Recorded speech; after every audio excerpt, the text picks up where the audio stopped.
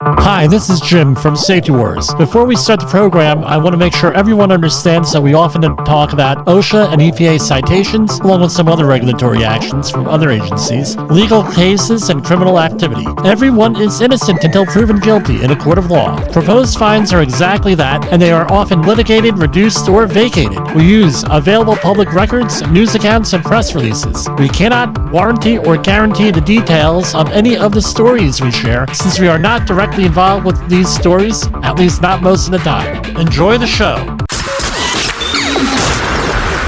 This show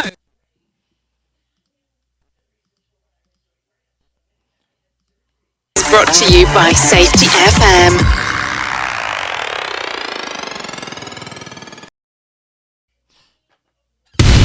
And from the border of liberty and prosperity and the highway to the north, this is Safety Wars for Tuesday, May 7, 2024. I was busy doing play-by-play in Little League last night. We got roped into it. Is that over?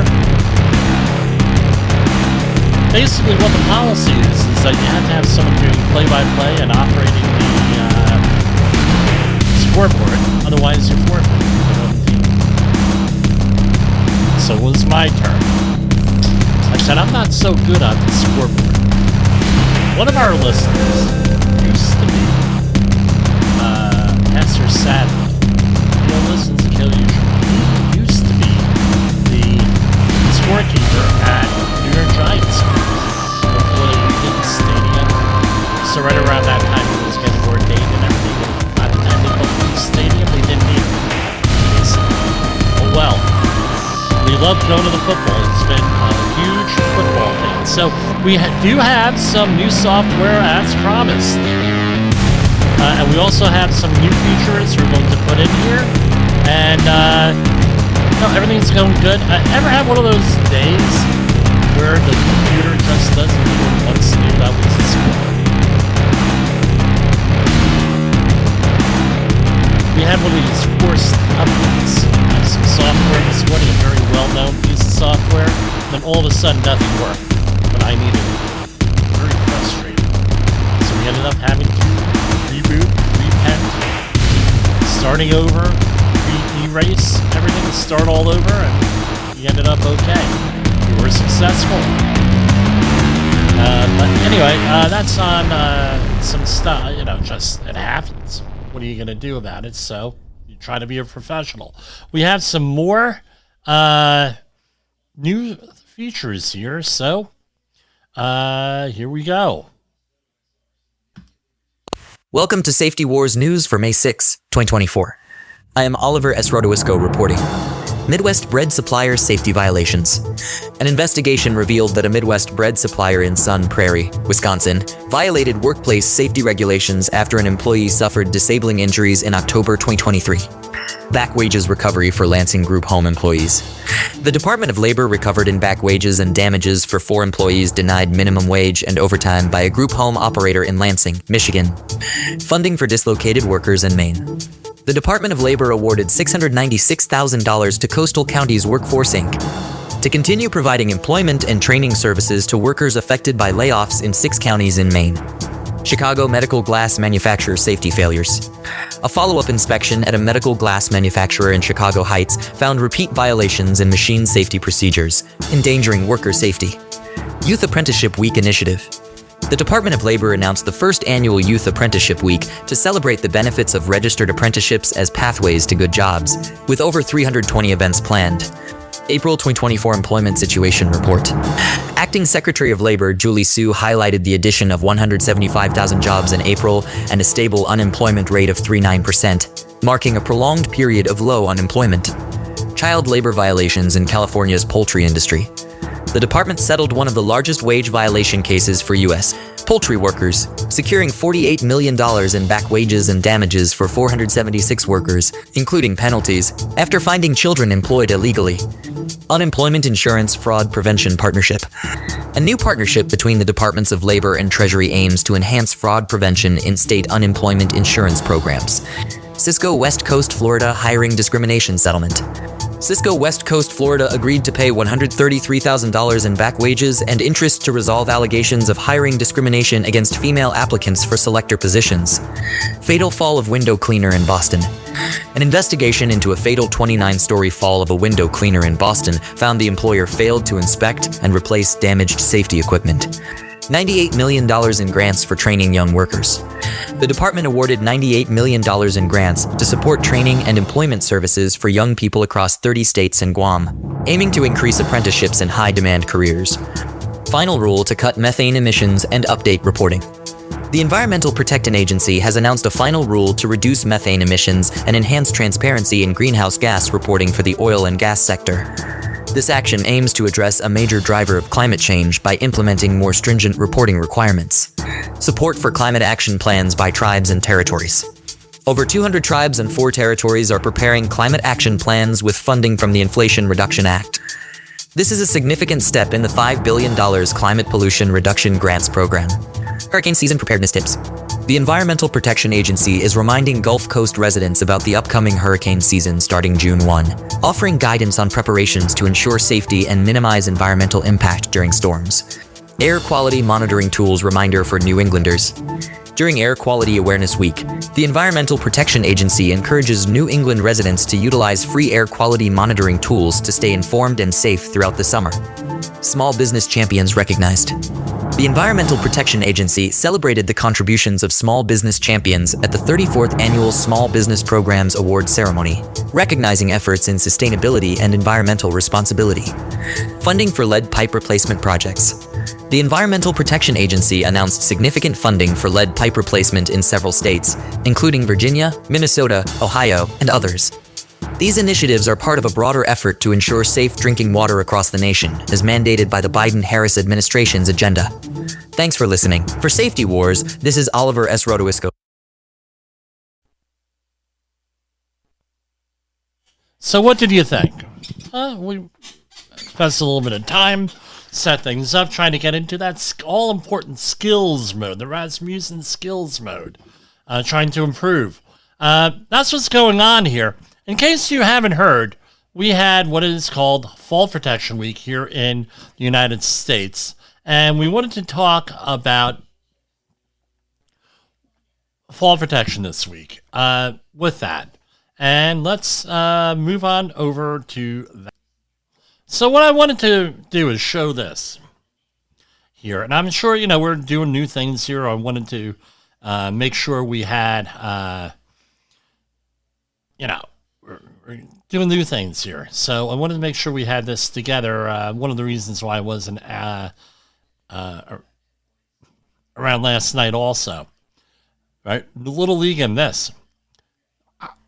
So one of the things that I put around, I try to concentrate on government websites because they're non-copyrighted. I'm not going to hopefully get into a problem with that. U.S. government websites are non-copyrighted.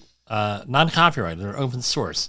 So I do this a couple of times a year, especially when I am going to go and talk about fall protection, some of my OSHA outreach statistics.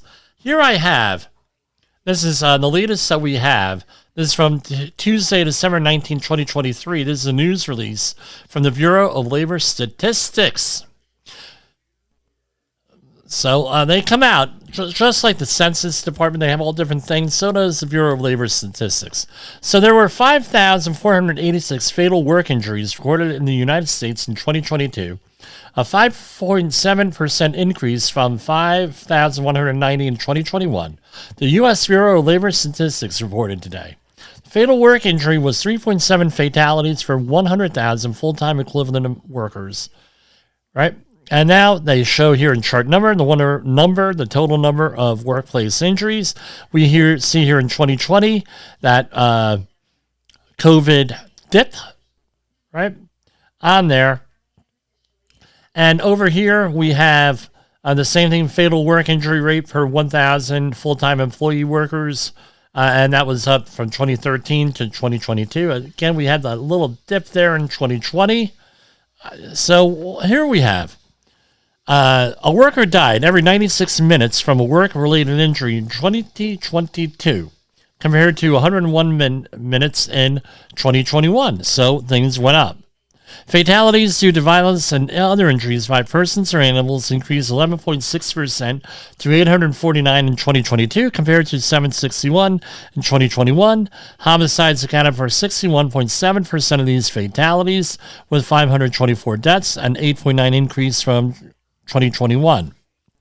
And some of the new things that have come in there: unintentional overdose.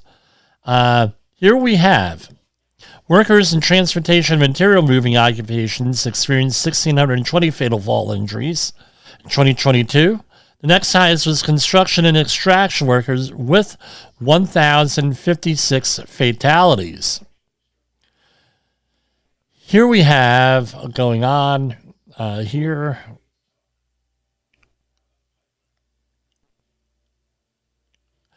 At the bottom here, work-related fatalities, and I'm going to highlight that in blue.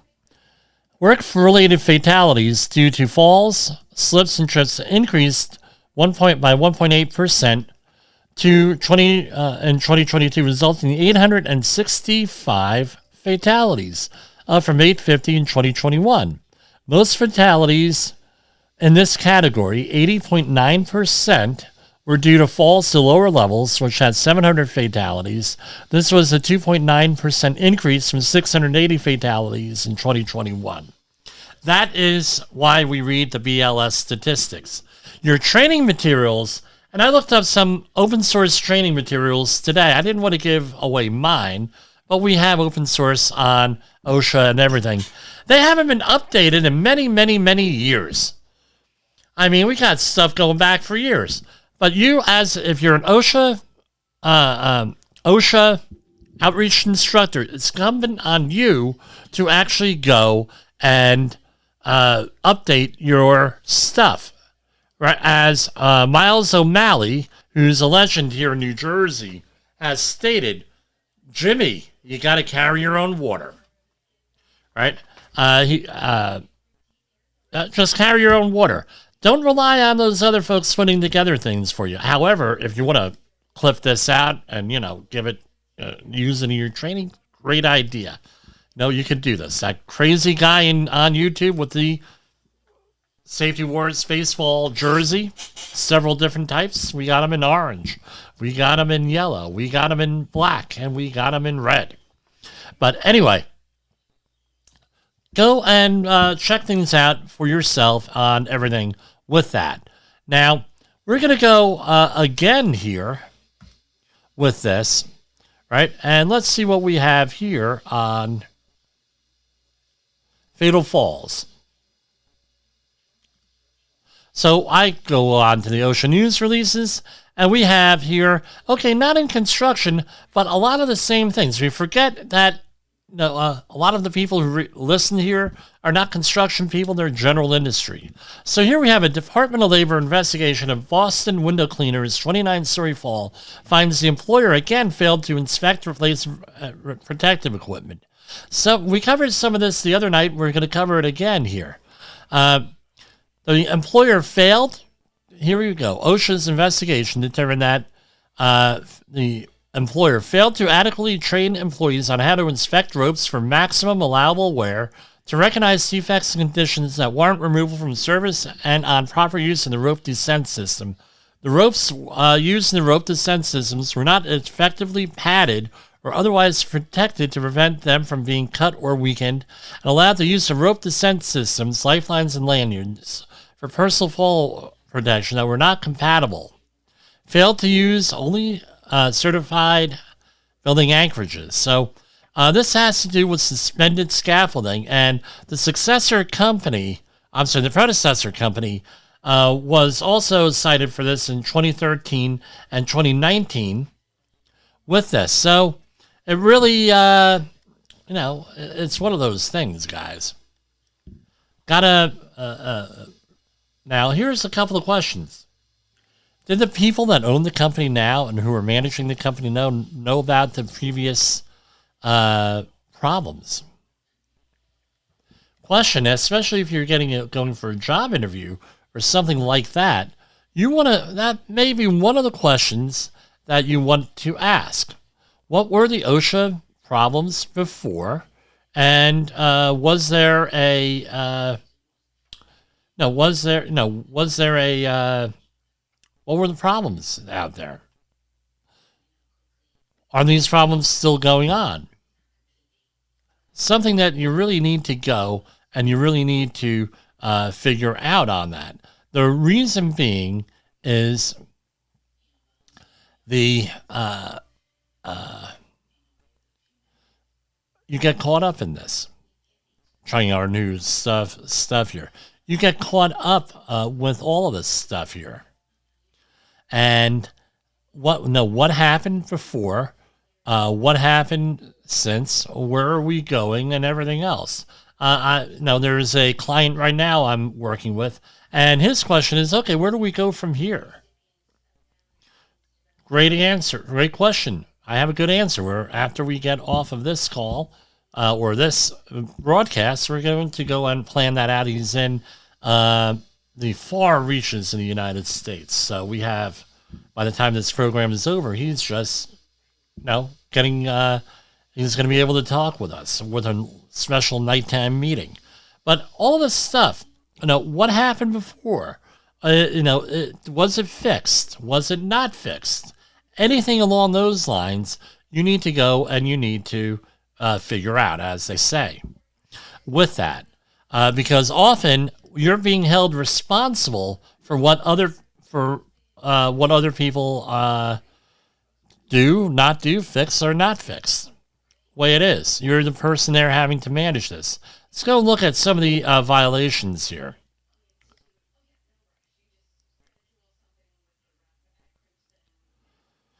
Again, everyone's innocent till proven guilty in a court of law. This is on a general industry. The employer did not ensure that no employee uses any anchorage before the employer has obtained written certification. So you need to have written certification. That's $11,500. Don't certify it yourself. You got to get written certification from somebody else, or a competent person or a qualified individual, somebody with that. So employees are exposed to fall hazards while conducting window cleaning activities by tiled off to guardrails on a roof deck instead of approved anchorages. Those guardrails are only approved for up to 200 pounds, not any too much more. Citation 1, Item 2, the employee did not train anybody for fall protection systems on anything. You're all basic stuff. So what happened on October 23rd, the employer did not adequately train employees in the appropriate methods for inspecting personal fall arrest system lifelines and recognizing excessive abrasion or cut braids, which require ropes to be removed from service, and employees were not adequately trained to only use the installed and certified anchorages provided as the building owner's plan, not to deviate the use or use other structural members.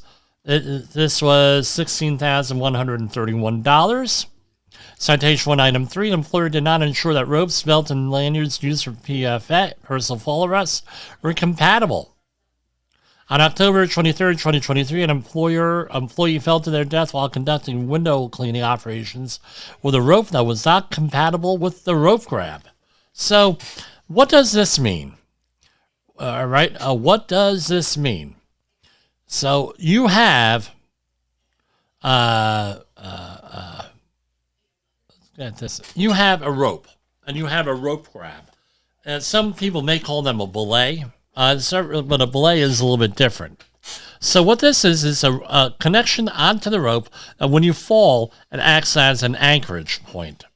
And we'll get into equipment later this week. We're going to talk about fall protection a little bit every week here. And what happens a little every day this week. And what happens is as you descend, it locks in place, and it does, and it, right? And it, so you can't fall. Now, these are rated for certain things. So, for example, they're usually rated for a 3/4 inch rope or 5/16 or 5/8 inch rope. Somewhere in that range, or 7. Right, it's all in there. It's all over a 1/2 inch, depending on the manufacturer, the system you have, everything else that goes into that. Now, if you use a larger rope grab that's meant for like a 3/4 inch rope on like a smaller rope, guess what? It's not going to grab and you're going to fall to your death like this poor soul seems to have done here. So that's basically what they're talking about there.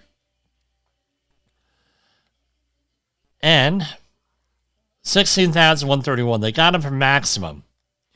The employer did not ensure that ropes, belts, lanyards, lifelines, and harnesses used for personal fall protection are protected from being cut, abraded, melted, or otherwise damaged. I'm getting attacked by a cat here. Yes. Okay, buddy. Yeah, I think he wants to go on the air. But anyway, on October 23rd, 2023, employees' lifeline ropes were not adequately protected from damage or made contact with the parapet wall. 1910, citation 2, item 1, serious. They got him for the maximum amount. The employer does not ensure that the rope descent system is inspected at the start of each work shift that it is to be used. The employer does not ensure that damaged or defective equipment is removed from service immediately. The employer routinely fails to ensure that excessively worn... How do they determine that? Probably one of the employees mentioned it. Again, how do you manage employees talking to OSHA? Piss off the employees enough, right? Let's just face it here. I'm going to be blunt here. Piss off the employees enough. See what happens. Right? The FA versus FO graph. Fool around and find out.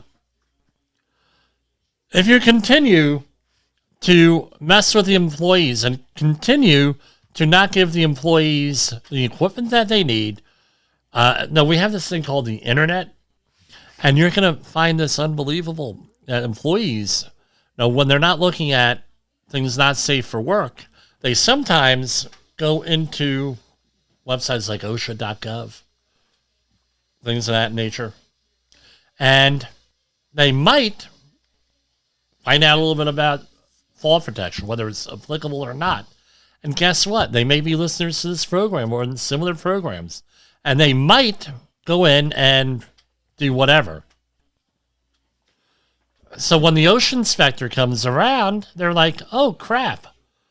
Blah, blah, blah, blah, blah. Oh, they're not doing this, they're not doing that. And if you treat your employees badly, as many oil companies have found out over the years, and they corrected themselves to their credit, you treat your employees badly, guess what? You're going to get answers like this. They're going to drop dime on you, and they're not going to really have any mercy on you. I hate to say that. It's just the way it is. Citation 2, item 2, another 161,000. Not inspected for mildew. Right? For mildew, wear, damage, and other deterioration, the defective components are removed from service. Again, now, I was having a conversation with a client today, and it's like, well, how do you prove that you inspected something? I said, you got to do it in writing. Writing means paper, or now we have apps, now we have videos, we have all different types of stuff. A lot of the auditing programs I use, they allow you to put in videos. That was 32,262. Citation 3, item 2, repeat serious. And did not train each employee who used the rope descent system in proper rigging and use of the equipment. Again, got to train people. Qualified trainers. Don't assume that your employee knows what they are doing and are encouraged to do the right thing. That's something you need to realize. Are you encouraging your employees? Is there an incentive system set up where you could do for them to do the right thing? Because I tell you what, if the system's not there, they're going to do the best they can. You got to give them support when they do the right thing. There are employers out there that don't do that, and you end up with situations like this often. And of course, there's always the situation of Guvno happens. I get it. Guvno does happen sometimes, but it doesn't have to happen all the time. So let's go on. We are at 25 minutes into the program. Let's see what else we have here. Department of Labor investigation into visiting nurses that finds home care agency failed to protect workers against workplace violence.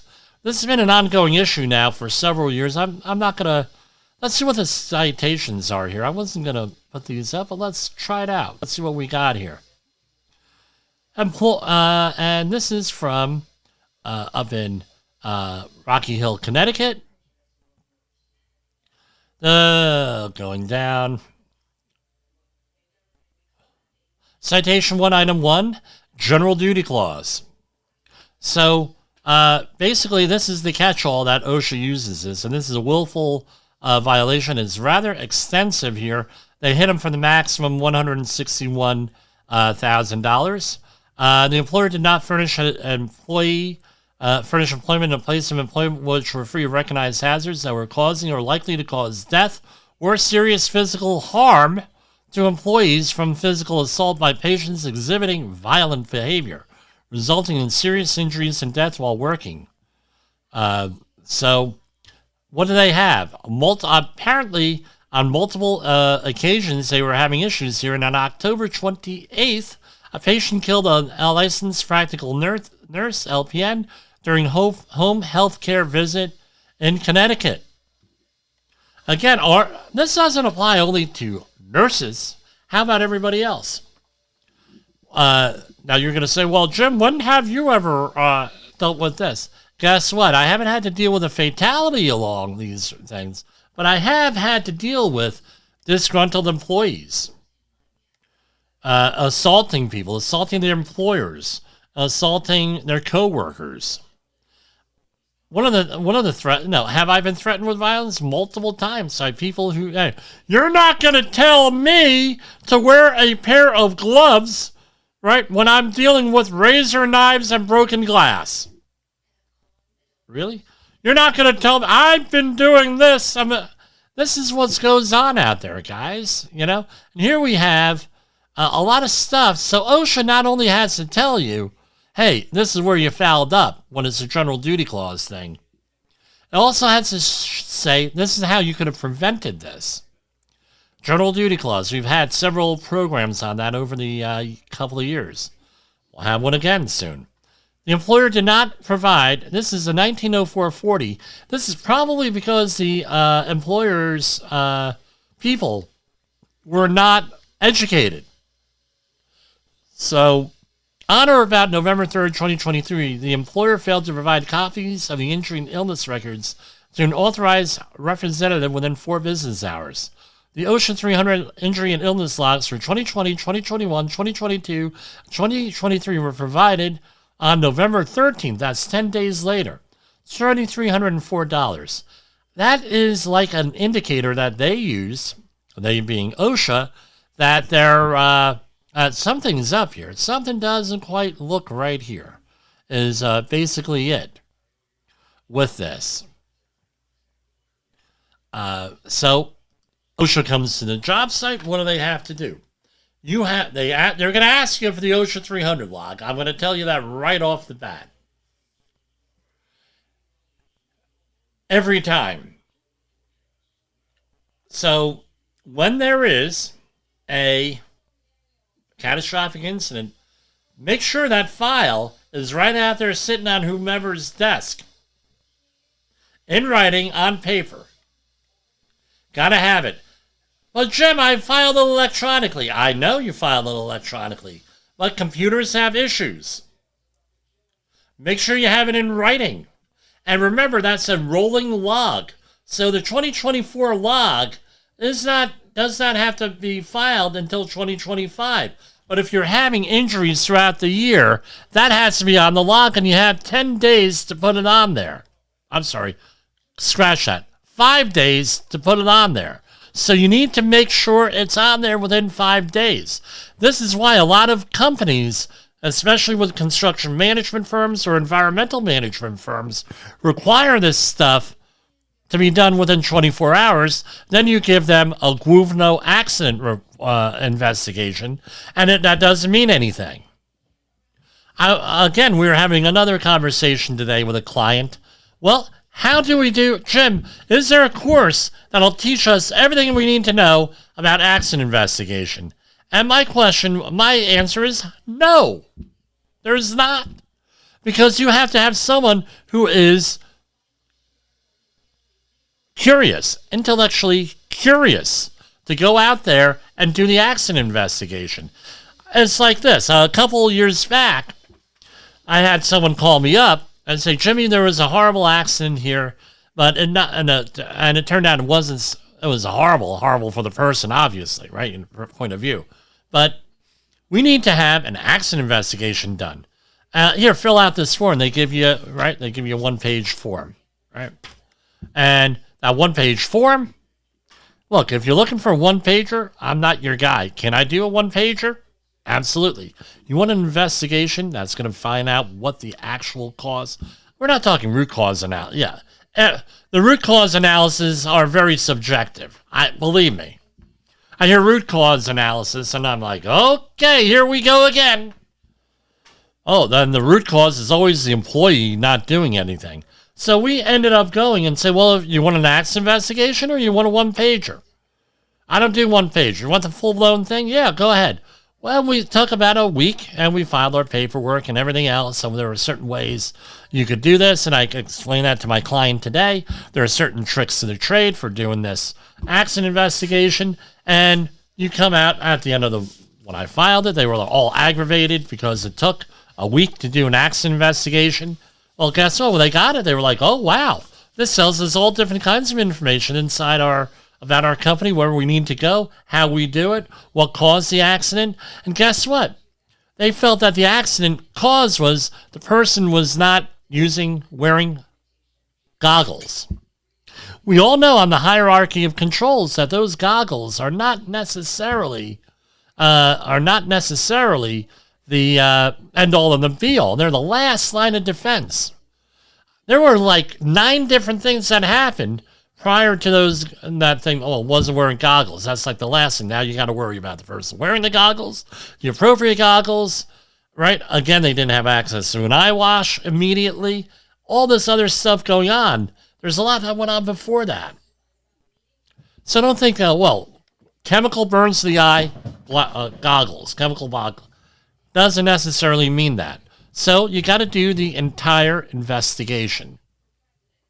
Now is the bottom of the hour news, and we're going to go there right now. And I did not do a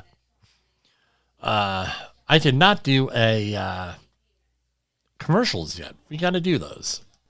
From Feature Story News in Washington, I'm Nick Harper. The adult film star at the center of Donald Trump's hush money trial has begun testifying in a New York court. Stormy Daniels has been recounting her affair with the former president, something that Trump himself denies. He's accused of falsifying business records to cover up the relationship ahead of the 2016 presidential election. FSN's Sally Patterson has more from outside court in Manhattan. Trump's side really are going to try and discredit Stormy Daniels' testimony in this case, and so what the prosecution is really trying to do is show what an intelligent and achieved woman she really is. So she talked about the fact that she was awarded a scholarship to go to veterinary school, but she said she wasn't actually able to attend because of the cost, and she then from there went into adult films. Now she's also been telling us about the time that she met Donald Trump. She alleges that was in Lake Tahoe during a celebrity golf tournament, and she says that she met him on the golf course and they had a brief encounter. Later on, they re-met, she says, in a suite. All of this painting a picture of how the two of them met and then what she says became an affair. Israeli military says it's taken operational control of the Palestinian side of the Rafah crossing in southern Gaza and says it's conducted targeted strikes in eastern Rafah. It comes after Israel rejected Hamas's agreement to a ceasefire deal proposed by Egypt and Qatar, saying the terms are unacceptable. with an Israeli delegation on its way to Cairo to negotiate further. FSN's Sarah Coates reports from Tel Aviv. Both the Rafah crossing and the Kerem Shalom crossing remain closed, really compounding the suffering of these people down in Gaza who are now being forced to move yet again from the east of Rafah, with this Israeli operation looking like it may expand in the coming days. But certainly we are hearing from players, international bodies around the region calling on Israel to reconsider this ground operation, which right now we do understand is just of limited scope. Ukraine's security service has claimed that it's foiled a Russian attempt to assassinate Ukrainian President Volodymyr Zelensky and other high-ranking officials in the country. FSN's Megumi Lim has more from Kiev. The SBU, which is Ukraine's security service, said it had uncovered a network of Russia's Federal Security Service agents who were preparing an assassination of President Zelensky, along with SBU Chief Vasyl Maluk and Ukraine's military intelligence head Kyrylo Budanov. 2 colonels of Ukraine's State Security Administration were accused of leaking classified information to Russia and were reportedly detained. Maluk, the SBU chief, said the attack, which was supposed to be a gift to Russian President Vladimir Putin for his inauguration, was a failure. From bureaus worldwide, this is FSN. With FSN Spotlight, I'm Simon Marks. It was a former US President, Harry Truman, who once said, "If you want a friend in Washington, get a dog." Well, the governor of South Dakota did get a dog, but her decision to shoot it dead may have just cost her the vice presidency of the United States. Governor Kristi Noem is openly vying to become Donald Trump's running mate this November, and in her new autobiography designed to boost her chances of being picked, she explains her decision to kill a puppy called Cricket that she claims was untrainable. Amid public uproar, she's now changed the story to suggest that Cricket was a threat to human life. At least that's what she told Fox News. It was a dog that was extremely dangerous, and I had a choice between keeping my small children and other people safe or a dangerous animal, and I chose the safety of my children. There is more. She also claims in her memoir to have met North Korean strongman Kim Jong-un, except she now concedes that meeting never occurred and is blaming her ghostwriter for that false claim. Influential Republicans, like the former Speaker of the House of Representatives Newt Gingrich, say there is now no possibility Governor Noem will become Donald Trump's running mate, and it was notable that she did not attend in person a fundraising event over the weekend at which the former president appeared to be assessing some figures on his vice presidential shortlist. With FSN Spotlight, I'm Simon Marks. And the main news again, the adult film star Stormy Daniels, at the centre of Donald Trump's hush money trial, has begun testifying in a New York court. The Israeli military says it's taken control of the Palestinian side of the Rafah crossing in southern Gaza, and Ukraine says that it's foiled a Russian attempt to assassinate Ukrainian President Volodymyr Zelensky and other high-ranking officials.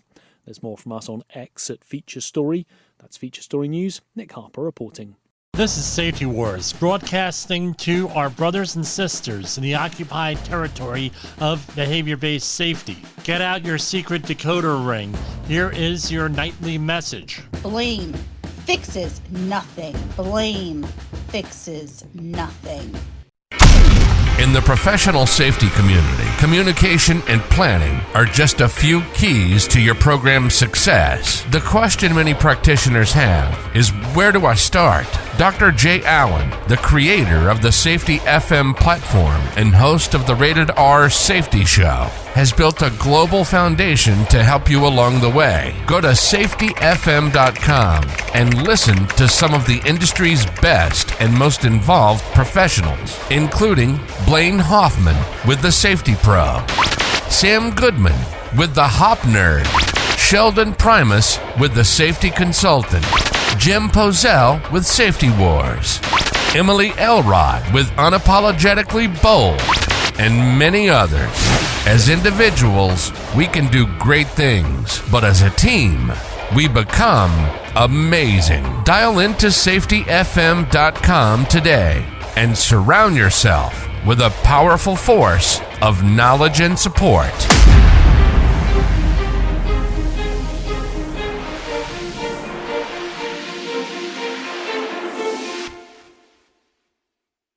OSHA recordables, catastrophic losses, environmental disasters. You want answers? So do I. This is Jim Posel with Safety Wars. That's my daddy! Okay, so hopefully that went okay there. So, I don't know. In the professional safety... I'm sorry for the blank space there. I'll probably have to do something with this first production here. Okay. New software, we're getting used to it here. All right. Now, for the next thing, Kristi Noem, right? The South Carolina governor, South Dakota governor. She came out with, and apparently right now she's doing a lot of explaining, or as Ricky used to say, Lucy, you have a lot of explaining to do. Right, from I Love Lucy. It used to be a TV show way back in the day, Lucille Ball. We are going to have, in the very near future, one of her proteges on the show. If we can arrange it here. Anyway, she had written this book, right? So one of the things that, as I always say, politicians want to get reelected. Politicians are always looking into the next biggest thing. They're always looking for that honorarium, that all-important honorarium, and everything. So they want to write a book, and often, I mean, look at everybody who wants to be president or vice president. Almost all of them write a book or do something. You had Al Gore, Earth in the Balance. You had Dan Quayle, Standing Firm. You had many, Alan Keyes with a couple of books thrown in there. You have, Bill Clinton and Al Gore came out with a book, explaining what they were going to do. Then you had Hillary Clinton with her book on the Healthcare Act, and everybody writes this book. Governor of South Dakota, Governor Noem, no different than anybody. Okay, we cannot fault her for that. She wants to get her name out there and everything else. She get her name out there by coming on the Safety FM, by the way. Coming on with Jay Allen or me or any one of the other hosts. Now,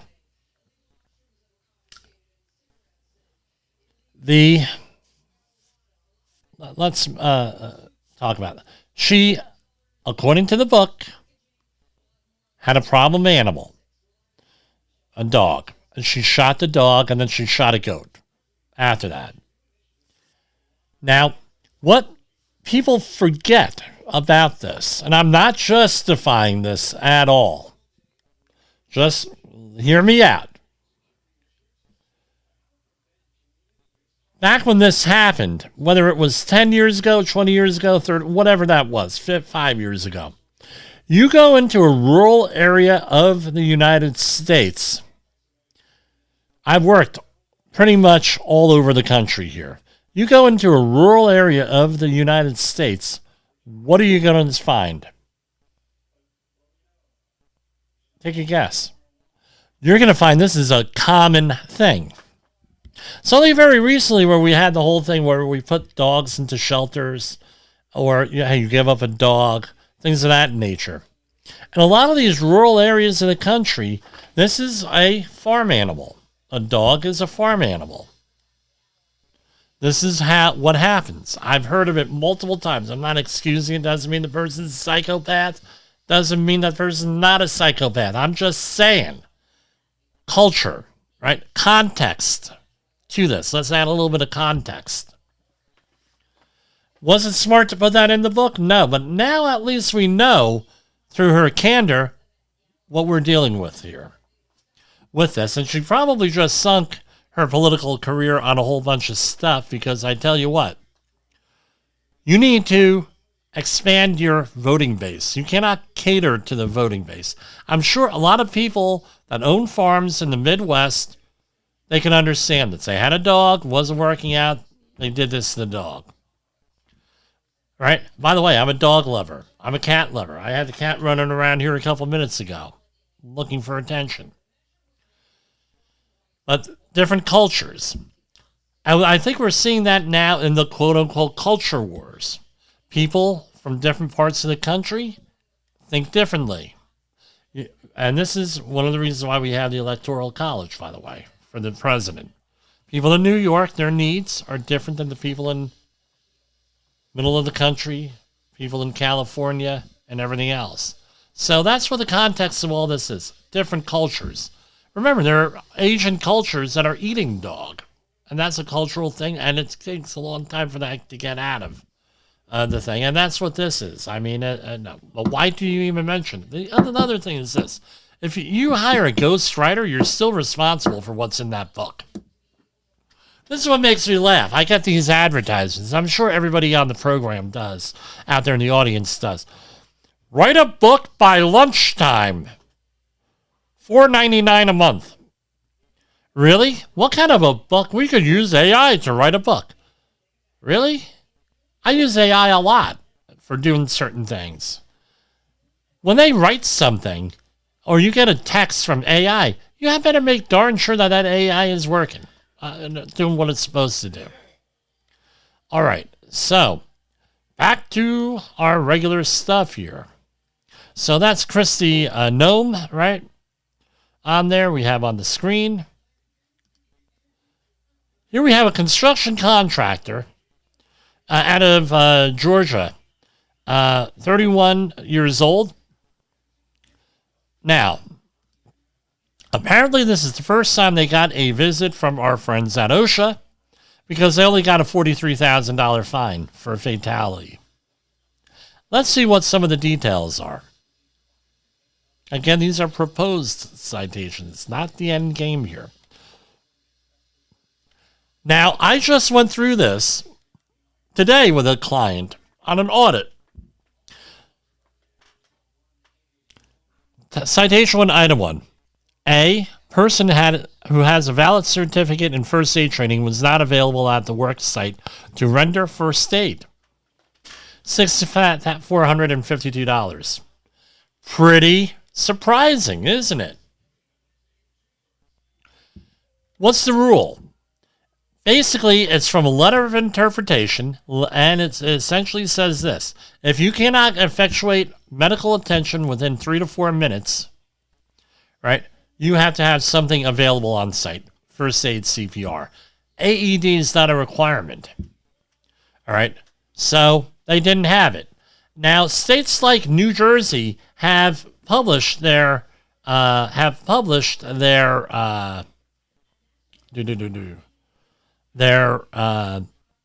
response times on the internet. All right, so every month you get it. Maybe they're like a month behind, but you get it for every month what the basic life support response time is. I can tell you anywhere in New Jersey, you're not going to get that response time unless it happens right in front of the EMTs or a fire department or something like that. With that. So now we had a situation a number of years ago. True story. Absolutely true story. One of my clients and their employee fell through a roof. Wasn't really anybody's fault on this one. And again, remember, blame fixes nothing. HOP Principle 2, you heard it, you were supposed to hear it at least on the commercial. The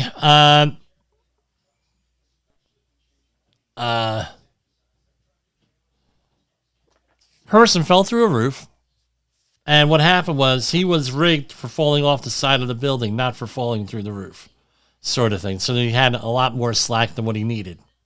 And the roof gave way. He fell onto a concrete floor, approximately 17 feet, right in front of an EMT. There are two things that saved his life. One, right in front of an EMT, and the EMT told his person he was with, go in the back of my truck, all my Guvenos in the back of the truck, bring it in here. I got to save this guy's life. Saved his life. Number one. Number two, he was 19 years old. That was the number two thing, because I tell you what, would have killed me. Would have killed most of the people I know. But he was able to make a recovery with this. Now, let's go back to share screen here, right? The purlins were used as a walking working surface for other than the installation of safety systems, and prior to all permanent bridging had been installed and fall protection provided. The employee was walking on top of purlin while not using fall protection, fell 14 feet to a lower level. And the employer had previously been cited. So they had been cited on this earlier that year. Now, here's the question for you. Was this communicated to the employee?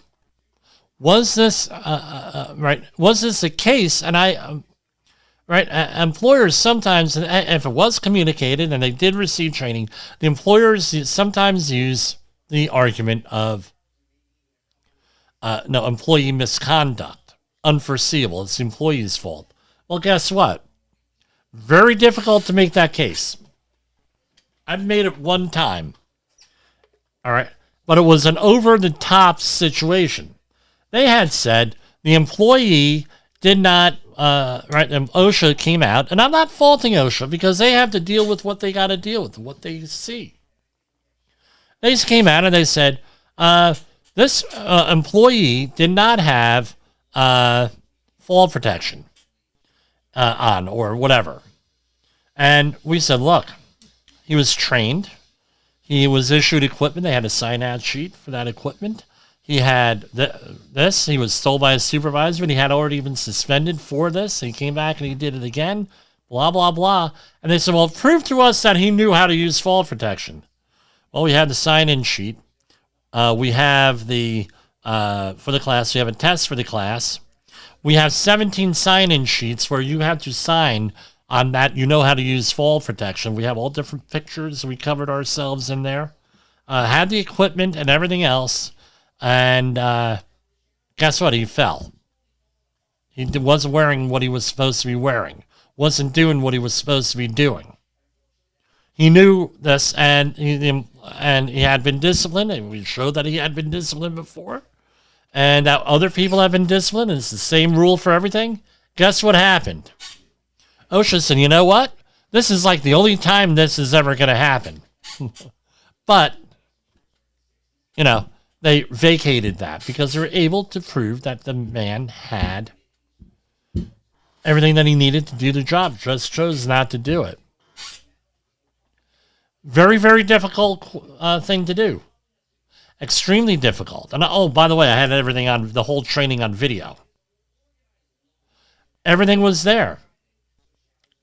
And they said this, doesn't happen. So if you think employee misconduct, you're going to get away, we could get away with a blah, blah, blah because employee misconduct, ain't going to happen. You better have your I's crossed and your T's dotted. Okay, moving on to our next one here. This is, again, another fatal fall at a shipyard. Oh, Jim, we're supposed to be talking about construction. Well, guess what? A lot of the same things are here with us. We're not going to go through all 33 violations here with fall protection that this company had here. Hold on. Where is the report? Proposed $190,000. This was, and I covered this the other night, but I fouled up the presentation a little bit. The name of the ship, this is a U.S. Navy ship owned by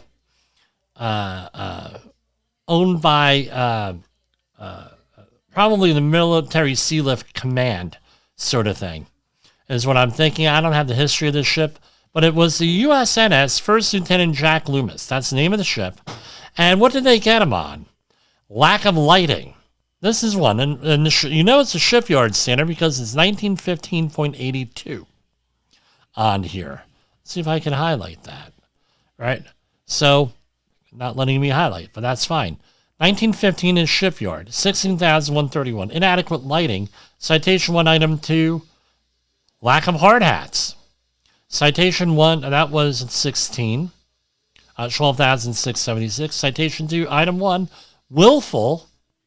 Again, on a shipyard, this is what's confusing. General industry, 4 foot. Maritime marine terminals, 4 foot. construction 6 feet or higher, you need fall protection of some sort. A guardrail, something. Scaffolding, 10 feet. Shipyard, 5 feet. So, again, not there, right? Employee fell, apparently, $161,323 and 1910.305. It was extension cords were for string lights were no tension relievers on there, $0 for a grand total of $190,000. So that's basically it on that. With this, what do you guys think? What do you folks think? You know, this is a pretty fouled up situation here. So with all this stuff, we'll be talking about fall protection every day here. With this, we didn't cover some stuff. We'll get to it tomorrow or next time for Safety Wars. Let's do some more commercials. In an unpredictable world, one voice rises above the chaos. Meet Jim Polzel, a seasoned safety expert who's navigated through some of the most dangerous scenarios, from anthrax, explosive cleanups, disasters, and numerous environmental cleanups, and lived to tell the tale. Now, he's bringing his wealth of knowledge, insights, and experiences to you through Safety Wars. From workplace hazards to the hidden dangers in your own home, Jim covers it all. With his engaging storytelling and expert analysis, Safety Wars isn't just a podcast. It's your guide to a safer world. Join Jim Polzel and become part of the Safety Wars revolution. Available on Spotify, Apple Podcasts, YouTube, and wherever you get your podcasts and videos. Safety Wars. Your safety is our mission. Is your safety training old, stale, and hackneyed? Is your safety trainer still preaching a warped version of behavior-based safety? How about safety training that actually addresses your hazards in your workplaces and is not standardized baloney from 25 years ago? Contact the Safety Wars team at safetywars.com or call Jim Polzel at 845-269-5772. Remember, if you're receiving this message, you are the solution to unsafe workplaces. Yes, you are the solution. You are listening to Safety Wars. Tomorrow's Safety Today. All right, I want to thank everybody for hanging in there, bearing with me with all this craziness and everything else that we do here. We'll see you back tomorrow. It's still not too late to give us a call at 845-269-5772, where we talk about your fall protection week. Again, make sure you have those stand downs and everything else that you need for Fall Protection Week. For Safety Wars, this is Jim Polzel. The views and opinions expressed on this podcast are those of the host and its guest and do not necessarily reflect the official policy or position of the company. Examples of analysis discussed within this podcast are only examples. They should not be utilized in the real world as the only solution available, as they are based only on very limited and dated open source information. Assumptions made within this analysis are not reflective of the position of the company. No part of this podcast may be reproduced, stored in a retrieval system, or transmitted in any form or by any means, mechanical, electronic, recording, or otherwise, without prior written permission of the creator of the podcast, Jay Allen.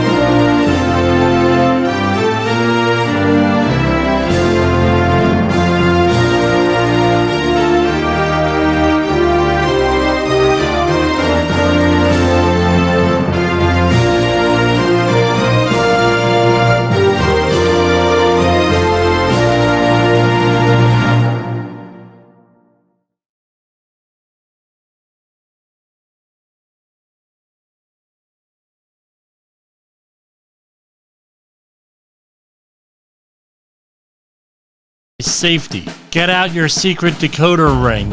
Here is your nightly message. Learning is vital.